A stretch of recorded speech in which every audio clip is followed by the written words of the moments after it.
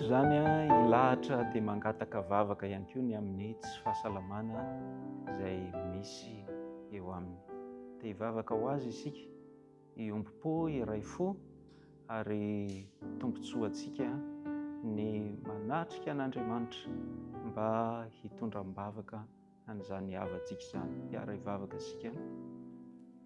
Andriamanitra Rainay any an-danitra, Jesosy Kristy dia efa nomenao mba hitondra ny aretinay ary hanome anay ny fanasitranana araka ny toe-javatra maro samihafa izay miseho, indrindra ny aretina ara-batana.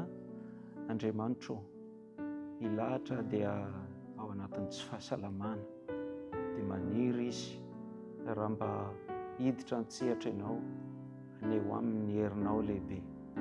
Mahatoky izay Andriamanitra fa mahafantatra ny atsipiriany, mihoatra lavitra noho izahay ianao, eny mihoatra noho izy tompony aza ny amin'izany tsy fahasalamana izany. Ka raha sitraka ao Andriamanitra, dia mba hanampy azy ianao, hamindra fo aminy ary hanasitrana an'izany aretiny izany.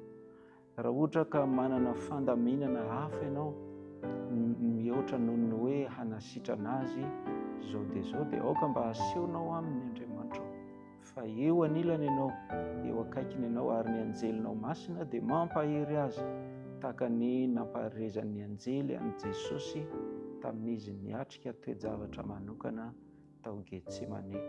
Ka dia noho ny fahasoavanao Andriamanitra, dia ho fanomezam-boninahitra ny anaranao ny fiainan'ny lahatra, na ho inona zavatra ahateraky ny tsy fahasalamana. Tanonina amin'ny anaran'i Kristy ny vavaka.